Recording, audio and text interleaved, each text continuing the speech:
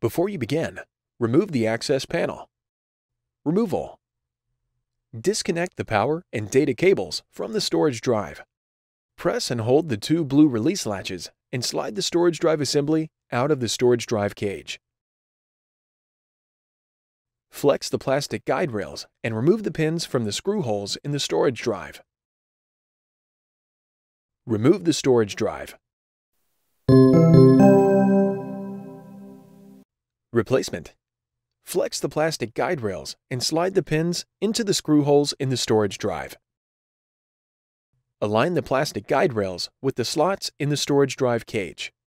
Slide the storage drive assembly into the storage drive cage until the two blue release latches lock into position and the storage drive assembly is fully seated.